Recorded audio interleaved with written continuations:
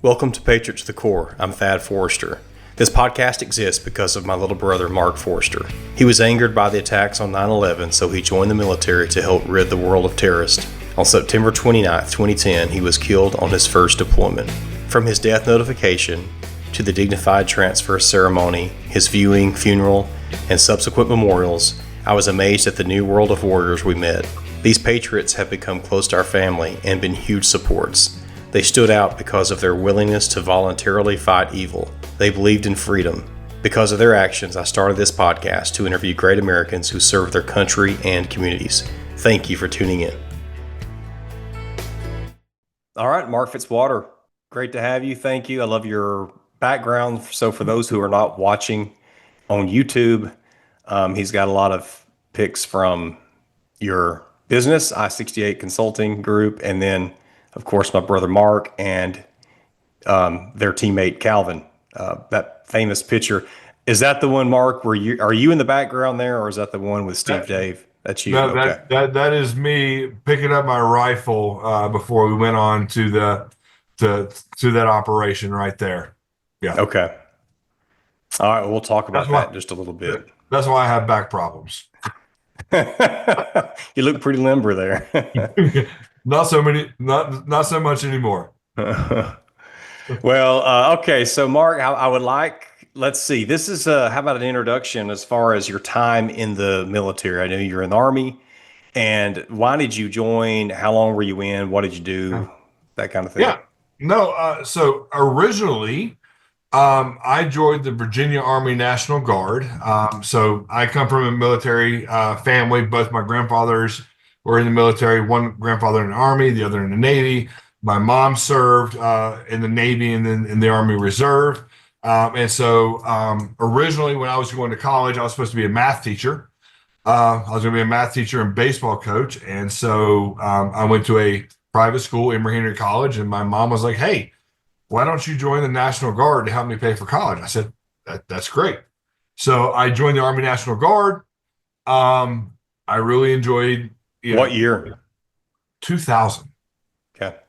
Thanks for aging me, Thad. So so I joined the National Guard. I was a chemical operations specialist, and so I was doing the guard thing. I was going to college, playing baseball. Division III, so it's not a big deal. But and then my junior year of college, we're going to Iraq. This is 2005. And so during that time, I got pulled out of college. In preparation, they changed our MRS, changed our job to a 98 Mike, which was a truck driver.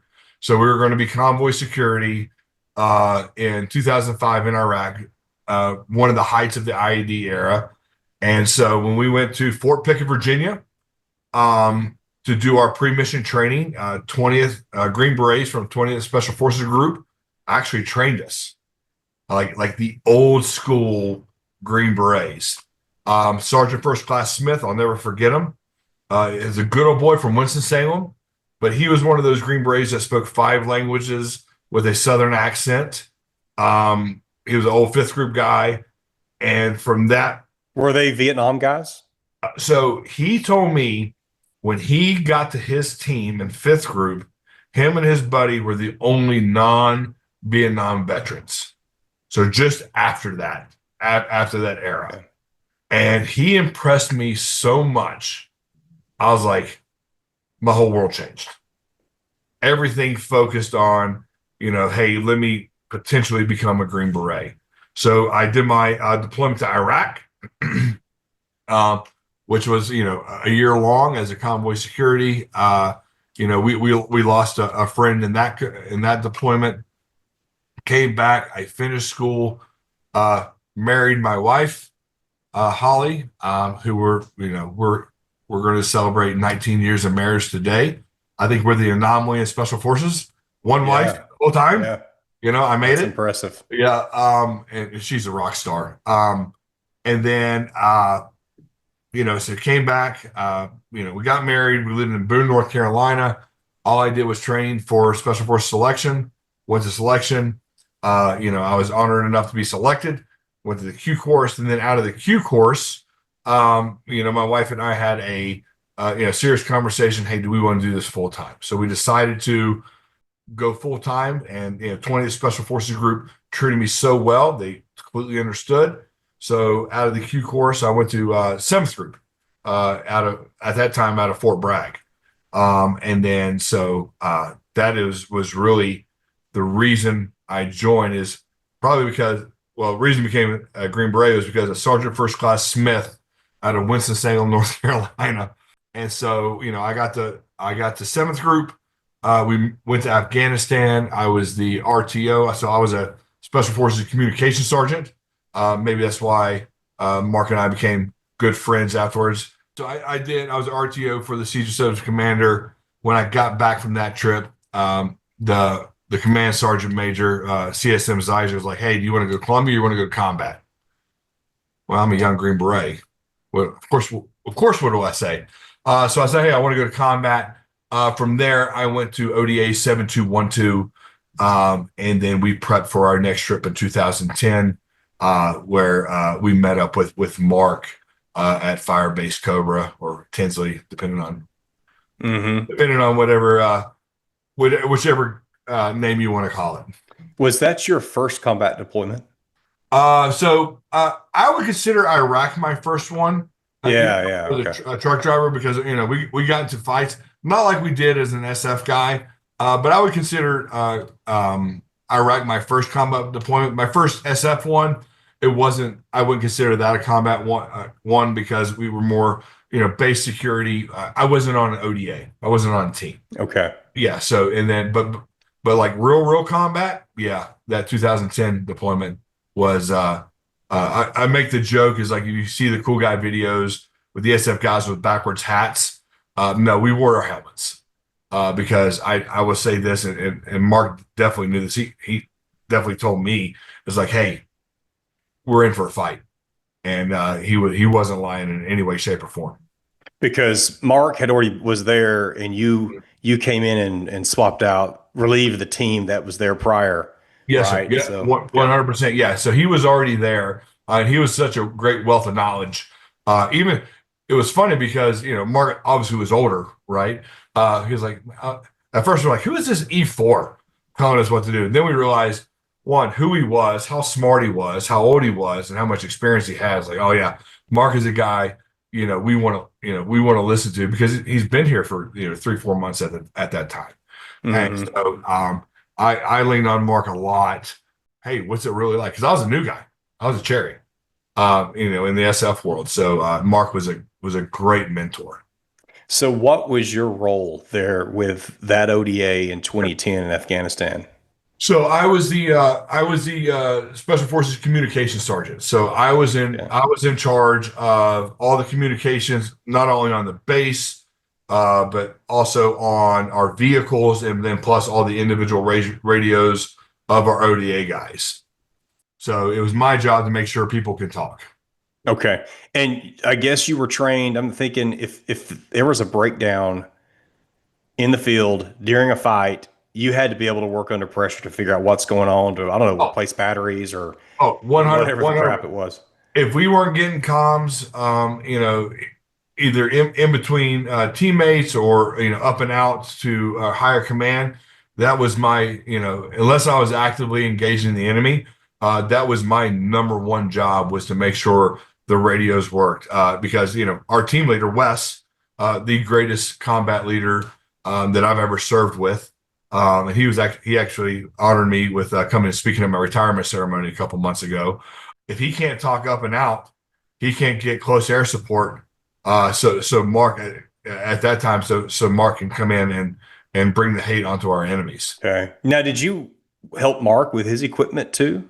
To a certain extent, I'm saying Mark was a great commo guy, but our crypto, our keys that allow us to talk secure, that would come through me, and then I would give him the Mark. I'm like, here you go, bro, and then he would just do his own thing. So I didn't, I make the joke that I was a better commo guy, but he was 100% self-sufficient, communications wise, which was a relief to me because I was worried about 11 other guys making sure they had crypto. I didn't have to worry about Mark at all. Yeah. Yeah. So, you know, Well, I mean, Mark, you joined in 2000. This is 2010. So you weren't a young guy either. I mean, you had to be in your upper 20s, right?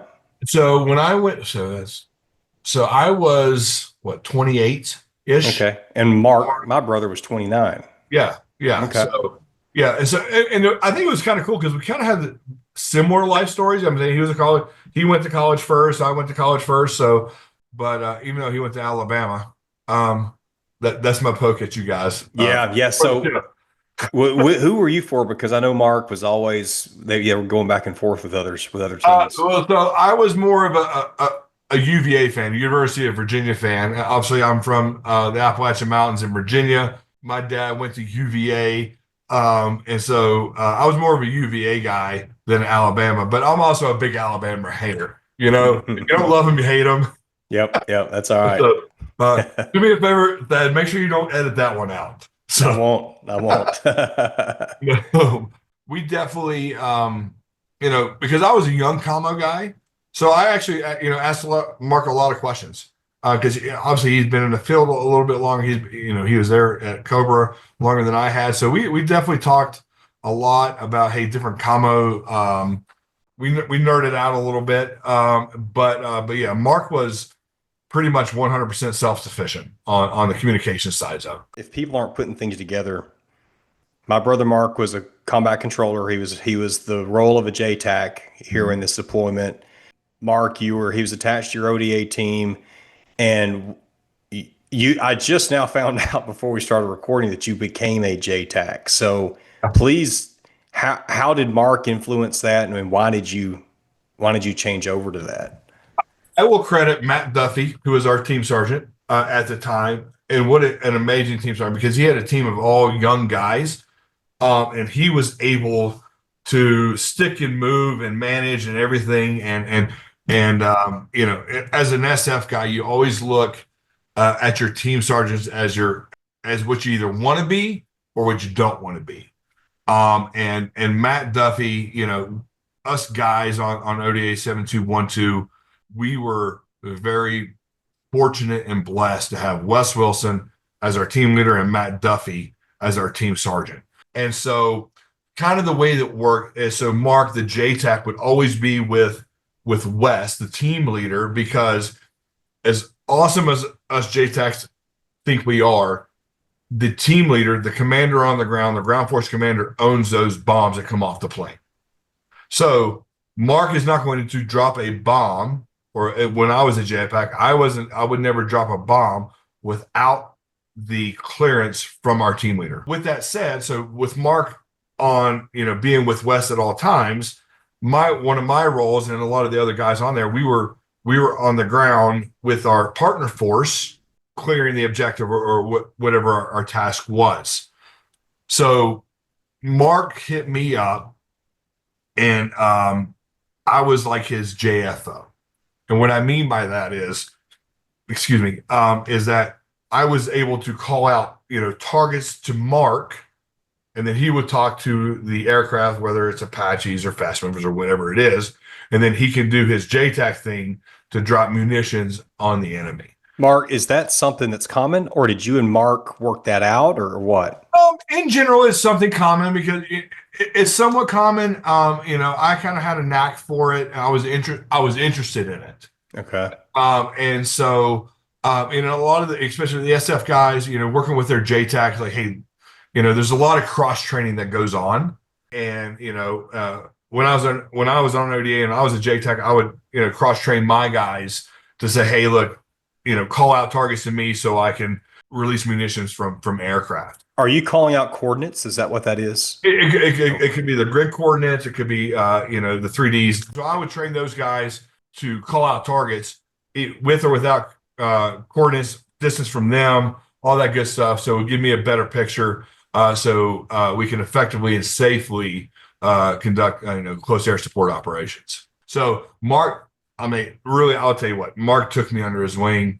I got a probably half the SOTAC course, which is the Special Operations JTAC course, on that deployment. And it got to the point where I would actually start carrying 2 radios which normal JTACs do anyway. But I wasn't a JTAC, but I carry 2 radios, so I would be on Mark's frequency or Mark's TAD, so I could hear what he was doing with the aircraft, and then I would have a radio for team communications. And then every once in a while, if he had a stack, or which means like multiple aircraft, stacked in altitude.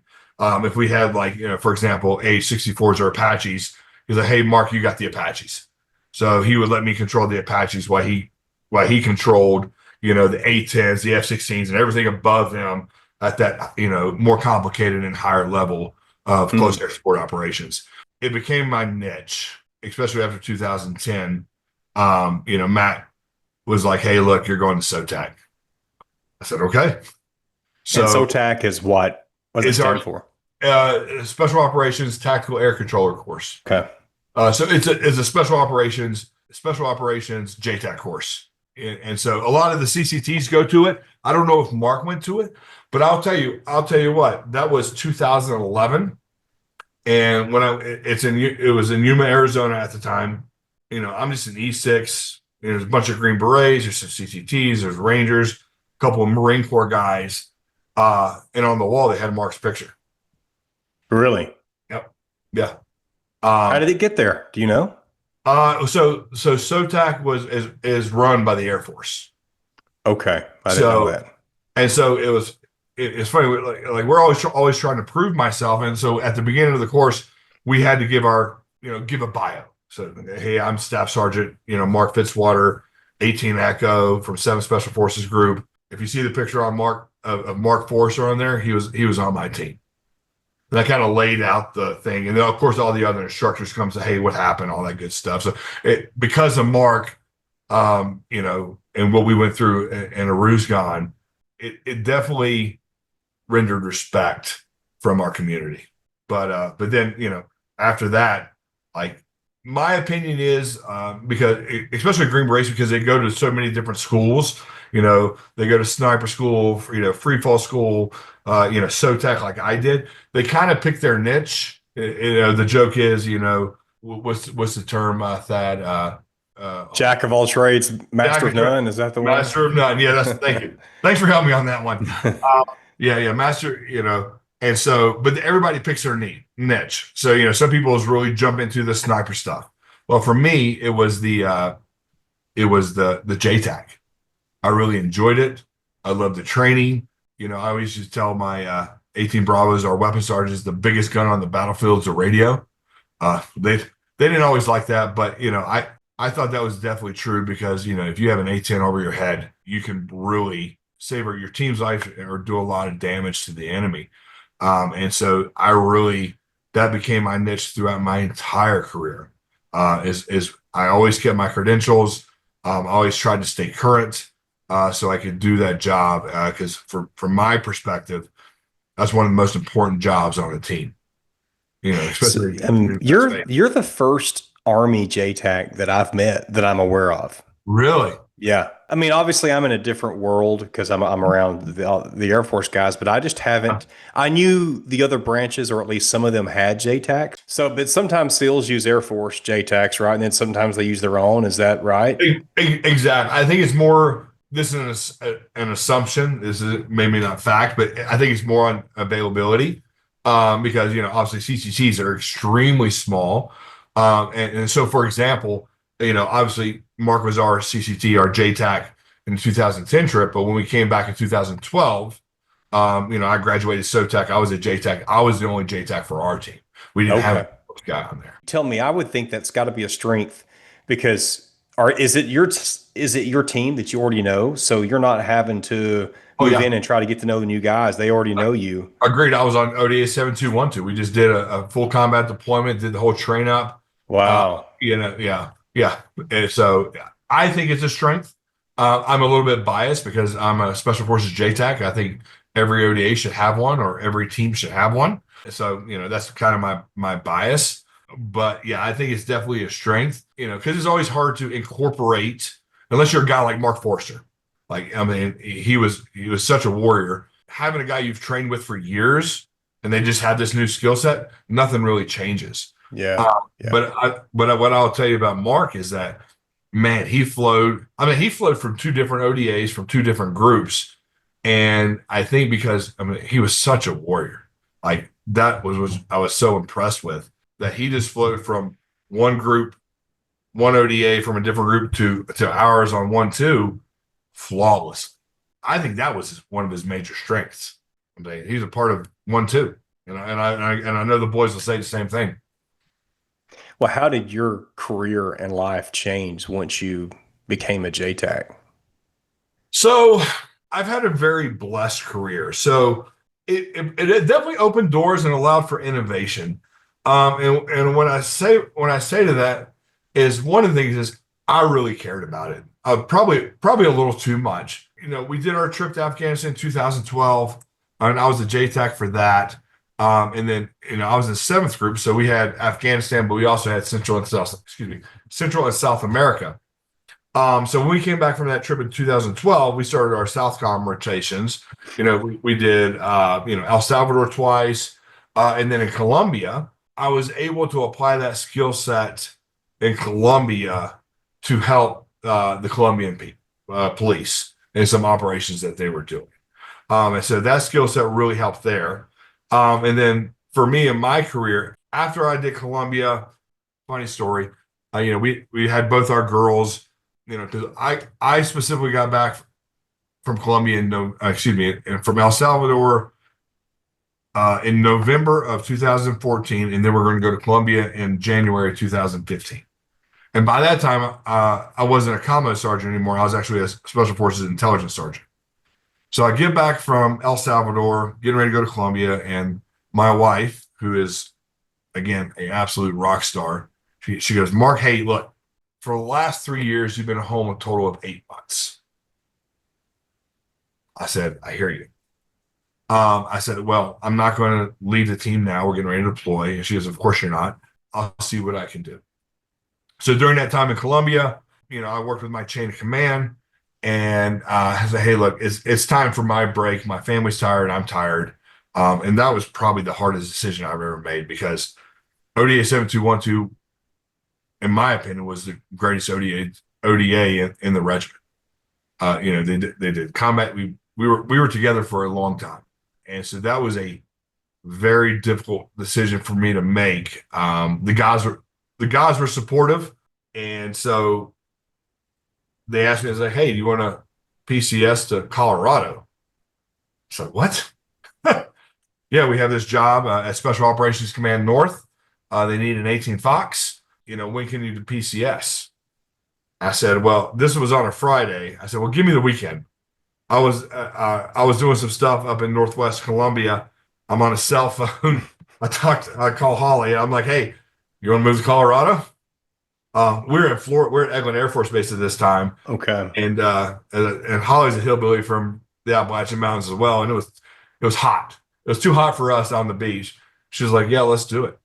So I did my staff time at SOC North here on Peterson Air Force Base here in Colorado. I got to do some JTAC stuff there as well. With some of the domestic stuff they were doing. I got to deploy to Mexico, working out of the embassy in Mexico City, working with some interagency partners. And then our original plan was to go back to 7th group. That's what you do. Well, Holly's like, hey, I'd like to go to nursing school. I said, oh, okay.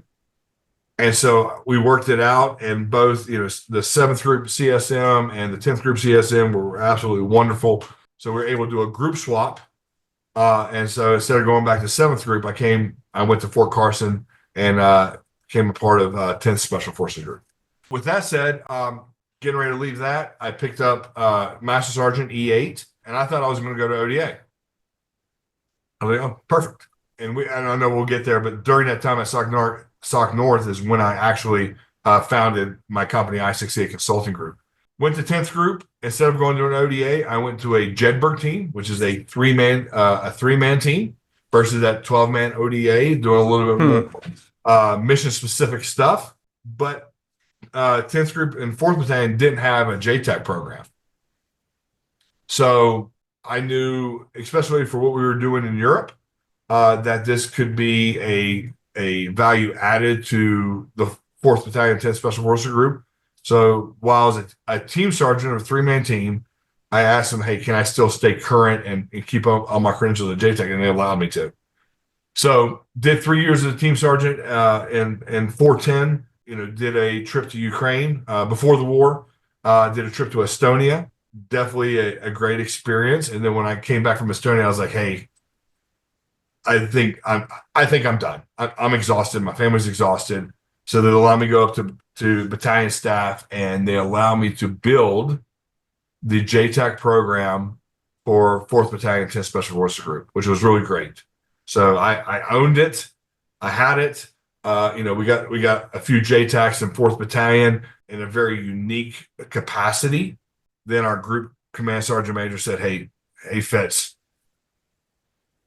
you're going to be the group fire since UIC. I was like, I'm 18 series. I'm a Green Beret. Because usually it's a fires guy, from the regular Army or from Ranger Regiment or something like that. He's like, oh, you're the guy. So my last job before I retired was the group JTAC program manager for all 10 Special Forces Group, which I really enjoyed because I'm old and broken anyway. But I got to train, young Green Beret JTACs in 10th Group. And obviously GWAT was over at the time.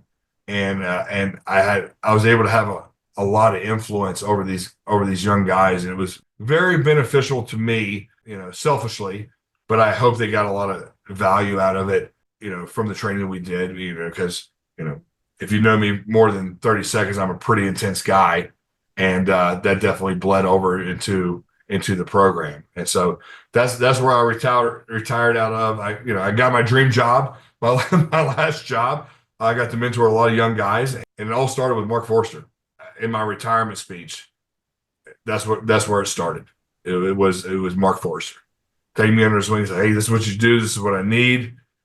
And, I have, career wise, Marc's influence on me and my career was astronomical. It's incredible to hear stuff like this after all these years. And, and by the way, I wasn't coming to you trying to, hey, tell me something good kind of thing. Is there anything else before we move on to September 29th? Marc was a man among men in combat. He was revered. He was admired by, at least from my perspective, everybody on 7212 had the utmost respect for Marc. We knew we could count on him. He was really good at his job. And a guy like Marc, who wielded so much combat power with close air support, knowing that we could rely on him made me feel a whole lot safer, especially when in some of the situations we got, there in Aruzgan. So yeah, he's an Air Force CCT, but man, he's a member of 7212 in my book. Honestly. Well, I tell you, Marc, obviously we had no clue what Marc was doing, my brother Marc. And when he was deployed, when he got his assignment, he told me where he was going to FOB Cobra. Meant nothing to me. He told me not to tell anybody at the time because I think some people were a little upset, because that was his first deployment and other people wanted to go there. And then my older brother Joseph, I guess, did some looking, and he found that National Geographic show Inside the Green Berets, Yep. where they were at FOB Cobra in, I believe, 2007, and that's where Adam Service was killed, who was an Air Force combat controller. We saw how crazy it was. And so then Joseph, I guess my brother told us. And so we're like, wow, Marc's going there. And so you were there. I mean, that's incredible training, incredible experience, because it was probably just as wild when you were there as it was when they filmed that show. Was that right? No, it definitely was. On our team, obviously we lost Marc and Cal, but we also had other casualties as well. And what blew me away, especially with my experience in Iraq, it was IED heavy. If I remember correctly, almost all of our casualties, I think all of our casualties during that deployment were from gunshots. Like we fought. Guys on 1-2 fought. I am so blessed and so lucky to serve with the guys that I did, like warriors. Like It doesn't matter. The guys on 1-2, I revere, and Mark's a part of that. Like we went through some hard times. We got in some real fights. And the guys on 7212, you want to look up Green Beret, poster childs of warriors? Take the team picture of 7212. Those guys, they were just, I'd go to hell to fight the devil with them. Really. Yeah. Yeah. So very blessed. Well, Mark, what happened on September 29th, 2010, when Mark and Cal were both killed? I think other people, some ANAs were killed. I think another Yeah. Americans were hurt. Yep. So from my perspective, I'm saying, so we were clearing a town village area called Shamashad. So my portion of that operation is I had my AMP, Afghan National Police, my partner force with me, and I didn't have an interpreter with me. And basically, what we would do is kind of get online, and we would clear the buildings, and basically our intent was to clear that area of all Taliban forces. And so, operations going fine, no big deal. We get into troops in contact, and we're moving up, on our online there. And then, obviously, as I said before, I had a second radio so I could hear what Mark was doing with the aircraft. Then I kept hearing, I don't know if it was the Apaches or the A-10s. I don't know who it was. Hey, Jack 28, you read me. Jack 28, you read me. Like, the aircraft were trying to get a hold of Mark. And I remember distinctly thinking, man, Mark's radios are usually pretty good. I remember as we're walking in this field, I try to get a hold of Jag, and then the lead of my partner for Sherwall came up to me, and I'm on the radio trying to figure out what's going on. He's like hitting me, and I'm like, bro, get off me. And then he looked at me and goes, American hurt. And so I'm like, oh. So he takes me to he takes me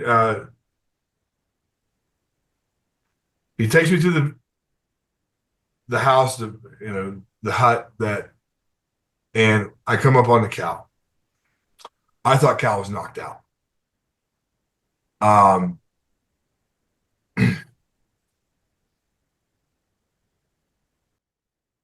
And I'm like, Cal, wake up, Cal. And I realized I saw his shot.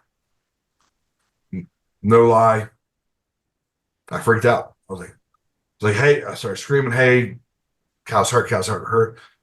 Guy from 1-6 came, he looked at me. He was an older SF guy. He's like, hey man, Cal's dead. So we pull Cal into the hut. I see Matt, and I look over Matt's shoulder, and I see Mark had passed as well.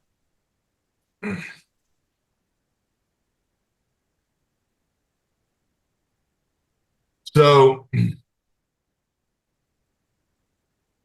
Matt tells me, hey, get on the radio with the aircraft, tell them what's happening, tell them we need a medevac, if I remember correctly. He goes, Mark, go find. He goes, Fitz, go find an HLZ. I'm like, all right, man. So I'm on the radio with the Apaches. Hey, I need help finding an HLZ that a Black Hawk can come in. So I'm running around like a chicken with my head cut off. Running around like, hey, does this work? No, that's a little too soft. So I'm running around all around the village. And we finally find an HLZ. But Mark, while you're doing that, is there gunfire still going on? No, it was a lull in the fire. I think because I know another element because there was a PKM and they took care of that. So there was no at that time, if I remember correctly, there was no gunfire whatsoever. The fighting, it was a lull. They might have drawn back or something along those lines. So it wasn't under fire or anything like that because we had Apaches overhead 100 feet above us. So, if the Taliban would have done something, the Apaches I would imagine, would have seen it and taken care of it pretty quickly. So we do, medevac operations, where we get the heroes ready. We moved them to the HLZ site. We put Mark and Cal on the Blackhawks, and then we continued mission.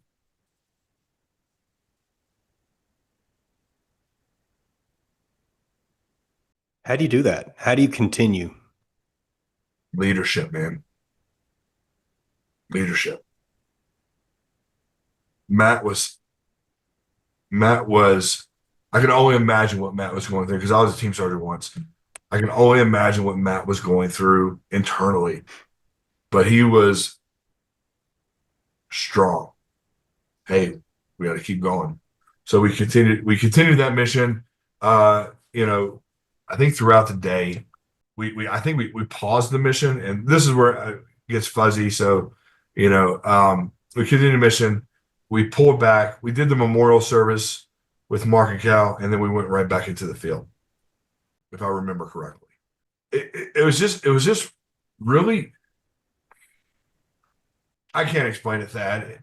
It's one of the, you just keep going because, you're moving so much. And then, but when then you rest and you settle, then everything takes off. Yeah. Like once we finished that operation completely and we got back to our fire base and we took a breath, that's for me, and I know for a lot of the other guys, that's when it really hit. That's when it really hit. Like, oh, I can't explain it. I think maybe we're just so focused on just getting through the day, getting through the next hour, whatever it is. I think that's what it is. But once we felt safe and we're fine, that's when everything hit. Everything hit. At least for me. Yeah. Did you have to play the JTAC role? Because I know George was hurt that day too. I don't know what he could still do. I controlled the Apaches, and so from my understanding, and like George was hurt, like he got his bell rung, but he was still able to control the fast movers. For me, I controlled the Apaches. So and they're right over. I can look at them and say, hey, look out your left window. Do you see that? So I think I controlled the Apaches for the rest of the day, if I remember correctly. Yeah. How far away was the medevac HLZ from where Mark and Cal were killed? 150 meters. Really? Yeah. So we were looking south. It was to the right side of it. It was just right out. There was a field right outside this little, like the little huts, and so we moved them, 100 to 200 meters ish. I'm saying it was a long time ago, but it still felt like a 10 miles. You had to carry them. Yeah. And is that right? One did it take more than one person or one per? So a few of the guys made some litters out of cloths and stuff like that. So, we made hasty litters to put them on, and then we moved them out there and then waited to the Blackhawks to land, and we put them on there from there. Was there concern of more fire coming from if there was a green zone around, while the Blackhawks coming in? Yeah, I'm saying there's always that. There's always that concern. At that time, my focus was helping to get Mark and Cal there. I'm pretty sure that the Apaches had coverage of the HLC and surrounding areas, plus whatever aircraft we had. Because once we had Fallen Angels, man, everybody that was that became the mission, is to get them to the Blackhawks. And I think everybody, from the ODA, even the Afghans, to the Air Force pilots and everything, that was the number one mission. And if something would have happened, I think, everybody would have reacted appropriately. Yeah. Thanks for sharing that. I haven't told that story in a while. Yeah, and I haven't heard that from you, so that's a treat for me. I mean, I've been on a mission since 2010 to find out all I can. It's hard for me too because I'm ready at times and sometimes I'm not. And so here we are 15 years later, and I just, I guess I've gathered a lot over the years, but it's spread over the years. Yeah. And only recently have I kind of dug into it more for a more consistent period of time. Yeah. So, Well, I want to move on to I-68. Are you ready, or is there anything else you want to talk about from your time in the military or that deployment? yeah, you're the boss, Tad. Yeah. Yeah. We can move on to I-68. Yeah. Let's end on something different. Yeah. Yeah, I68 Consulting Group. Tell Yeah. us about it because I took and I don't know how yours compares to what I've done. Kyle D4 Performance. We actually were friends. We went to high school together. He was a Team Six guy. He has his Yeah. own group. I guess maybe you know who he is. So I attended his class in 2017 when he was in Alabama and scoped rifle. Yeah. Not only scoped rifle, we did combatives, we did blades, and we did some observation. Anyway, Oh, it was nice. awesome. It was 2 days. So cool. I learned a ton. I needed, and then the funny thing is we were at Alabama. I was the only guy from Alabama because people were there from all over the country. Yeah. And his when you only allow like 8 people in your class at a time, there's just a huge waiting list. Exclusive. So what you do is very intriguing to me. So please tell me about it. Yeah. The way it started, as we was talked about earlier, is that I was a staff weenie, right? I was taking my break, and I knew eventually that I was going to go back to a team, and go back to a team. You can't be a fat guy that can't shoot. So, you want to be a value add as soon as you get your team. So, obviously, I was doing the working out, trying to stay in shape. But a retired sergeant major in 10th group was like, "Hey, man, you should start a company. You should teach people how to shoot." I'm like, "That's a good idea." So I talked to my chief counselor and boss, my wife. I said, "Hey, we should do this." So it was November of 2016. I got the LLC and really started the company in 2017. Were you living in Colorado then? Yeah, we were in Colorado. Yep. And, I had my NRA instructor certification. And so, I put together a curriculum. I started training my friends, hey, let's see if this is any good. Right. And it was very positive reaction. So for the last 8 years, before I retired, I would train people on the side. I68 Consulting Group, we train, mostly pistol stuff. Obviously, we do the concealed carry piece, but we also offer, some advanced pistol courses, which also turn into a 2-day rifle course, a tactical rifle course. What I found over the last 8 years is that we can have really positive impact in people's lives, especially women. So over the last 8 years, over 70% of our graduates have been women. I've seen a lot of pictures online of women with your class. Oh, 100%. 70% of our clients are women, especially in the last 6-8 months. I've turned our description of our company different. We're not a shooting company. We're not a training company. We're an empowerment company. And we use defensive shooting as the mechanism to empower the everyday protector. So whether women or men, it doesn't matter.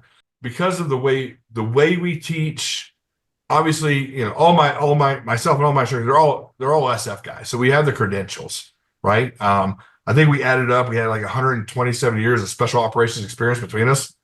We're a bunch of old broke guys, but at the same time, we're able to connect with our client, our student in a way that not only they leave our courses more empowered and capable in their new skill set, that they've had a good experience and they keep coming back. And so I think 2 years ago, was it 2 years ago? Maybe 3 years ago, because of all the women graduates you have, my wife and her friend Ariana was like, "Hey, you need to do something just for the women." I said, "Well, that's probably right." So we started what's called the I68 Valkyries, the Women Warriors. And so every other month, we have an indoor range that I have a relationship with. I rent out the entire range, go in front of the bays. We shoot for an hour and then have an hour or so and then have a big social at the end. I provide food and drinks and stuff like that, and it's become a real success. And then of course the guys are like, well, what about us? Yeah. So this year we started the I68 Aries event, and that is really turned into guys want to shoot for 2 or 3 hours. They don't want to shoot just for an hour. And so during the Aries meet, we put out all the targets, all the steel, have a great day of shooting, have a big barbecue at the end. But what's really turned into is a bunch of great guys, great fellowship in that. And so my goal is to help build a community that, one, cares about, seriously cares about training, like takes their training seriously, takes the role of protector seriously, situational awareness. And so as I was in my retirement transition, I had to figure out what I want to do with my life. Do I want to take a contractor job, take a 9 to 5? I have this I68 thing. And, through a lot of prayer and a lot of mentorship, my wife and I was like, hey, let's go full time on this. So like most Green Berets, I jumped in both feet. So I went out and bought 160 acres. If we're going to do this, we might as well do it right. So I bought 160 acres east of Colorado Springs to develop into the premier training facility in Colorado. And that right there, took a lot. Mark, just because I know it opened recently, when did you buy that? I bought it last August. Okay. So August of 2024, started working through, the bureaucracy of the planning commission here in the county and stuff like that. So it took me about 8 months, seven months to get everything approved. And we started construction in March, April timeframe. We had our grand opening June 21st. We've been training on it at least every weekend, a lot of times during the week. And with the I68 training facility, the goal is to make a training facility every Green Beret wants to train on. So we're going to have 6 flat ranges, all AstroTurf. One of those ranges are going to be a CQB range or a home defense range live.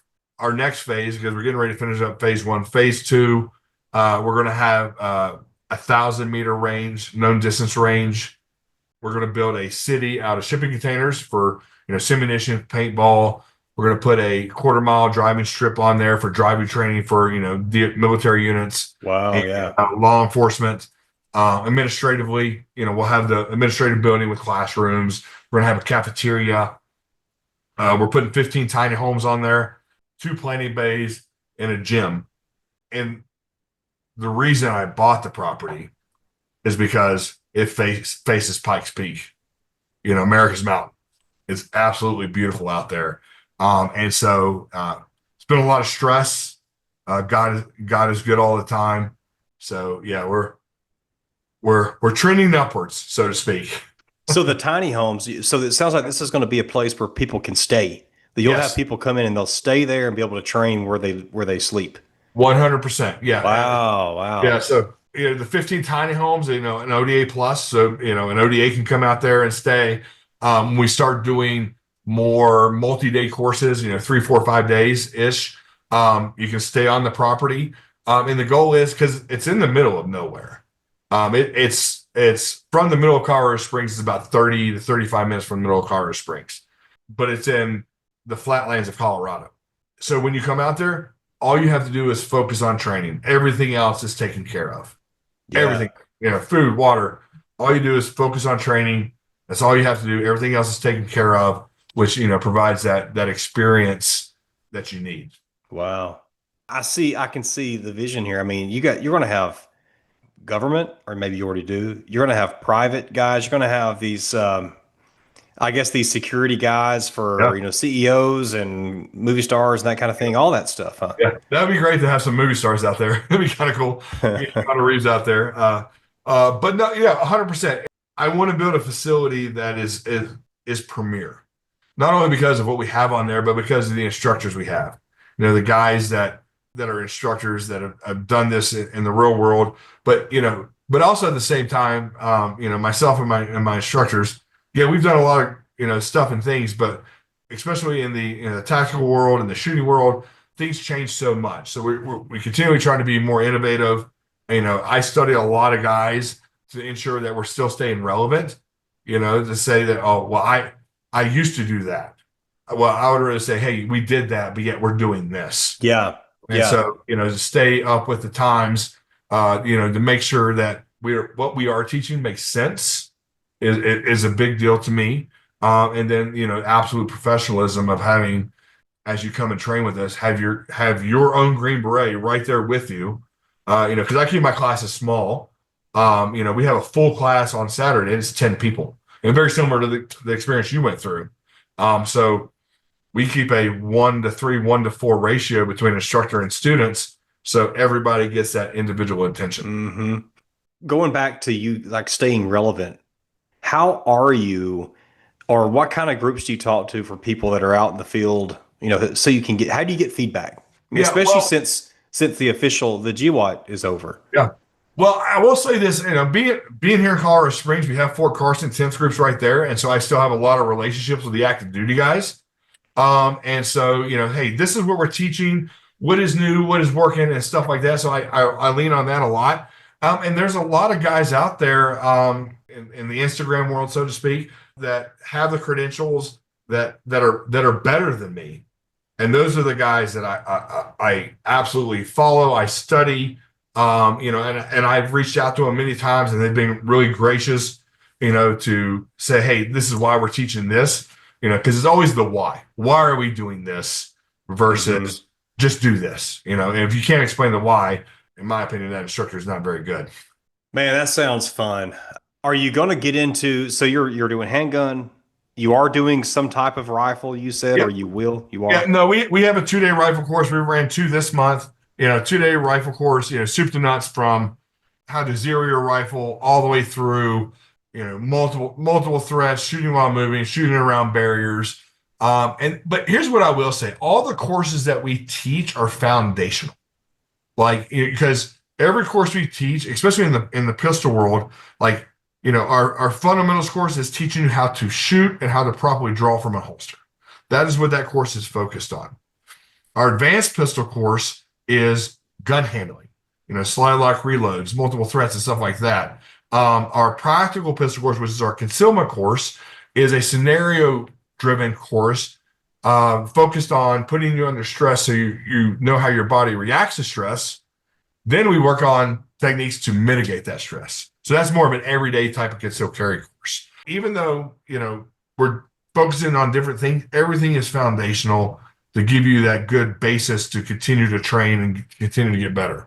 Because, the reason, Mark's opinion is that the reason the special operations are the best in the world, no matter which branch, is they're extremely good at the basics. Green Berets do a lot of cool things, but man, let me tell you what, they're the masters at the basics. And that's why the soft guys are the best in the world. If a lady came to you who doesn't know a thing about guns, but she feels like she wants to, hey, I need to protect myself somehow. Mm-hmm.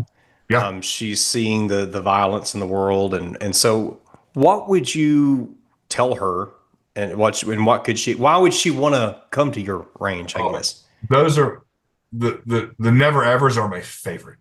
They're our best clients. The reason they come to us is because we give them, one, in the state of Colorado, the minimum requirement to shoot to get your concealed carry permit is 50 rounds. And that just started July 1st here. If you don't follow Colorado politics, it's not very good for Second Amendment. Denver screws up everything for the whole state, right? Is that what it is, basically?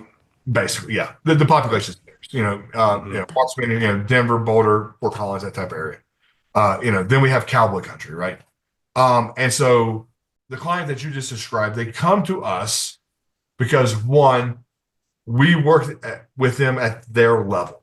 They're all going to get to the same standard because, we have high standards. They're going to get to that same standard, but we're going to work with them at their level, connect with them to get them to where they need to be to have that capability to confidently protect themselves and their loved ones. I mean, I've had a class, or at least in my group, I've had a client that was actually pretty good, and then a never ever who was pretty scared of a firearm.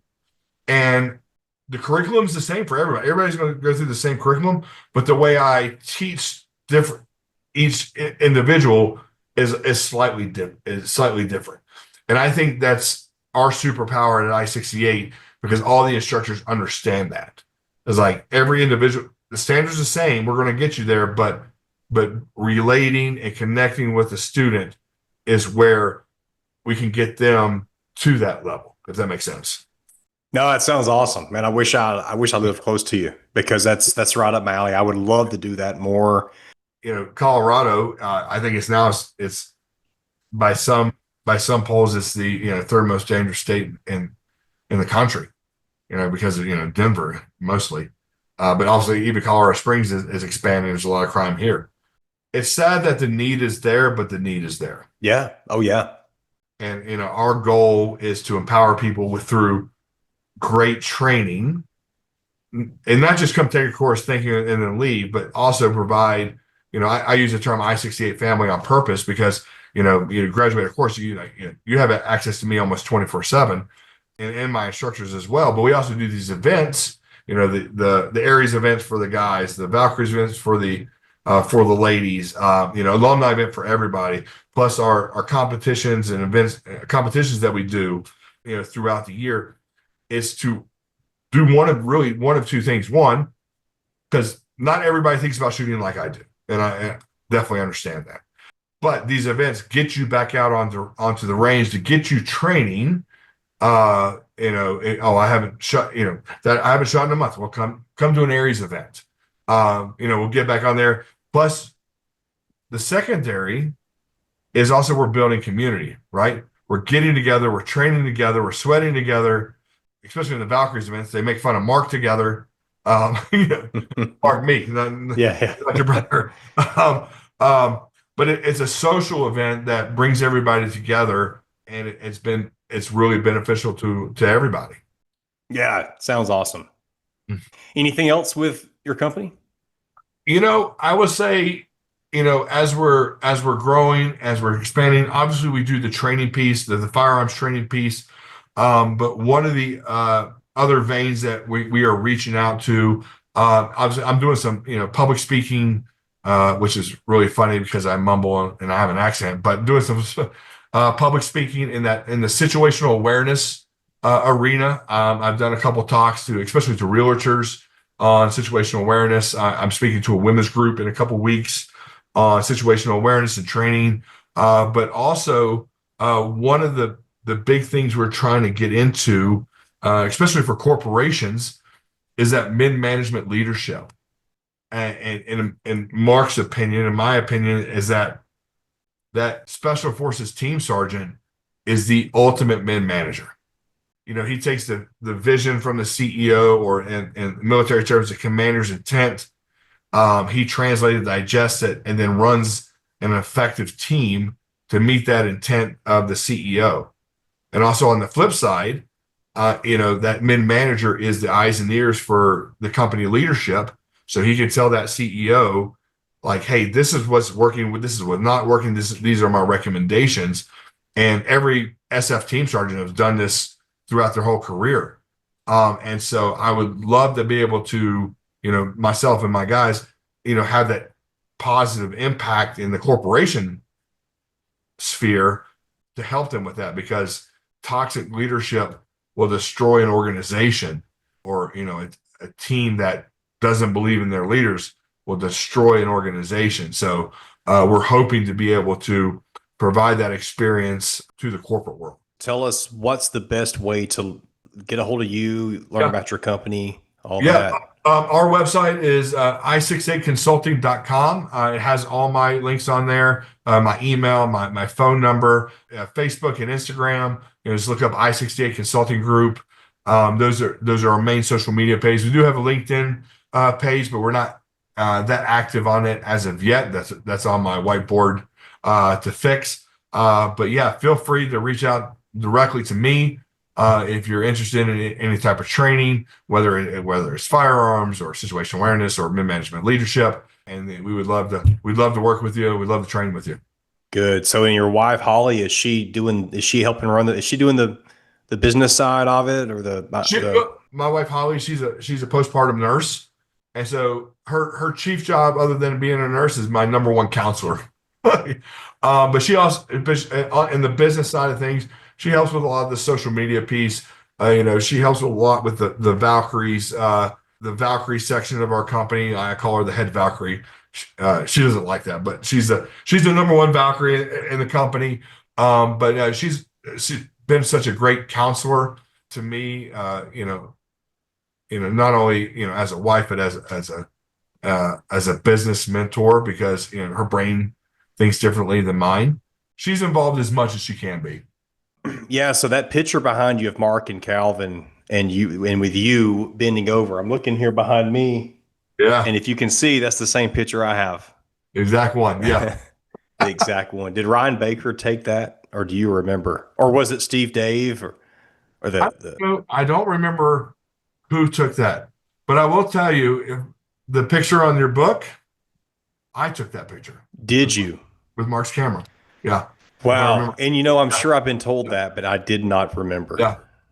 Yeah. That's incredible. So that picture is one of the ones we use a lot. Yeah. The warrior. And the one with the one he's on the motorcycle.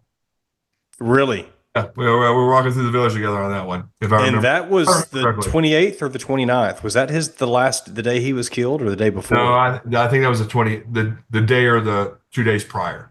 Okay. Yeah. Okay. Interesting. Yeah. If I remember correctly, a lot of TBIs. Yeah. Yeah.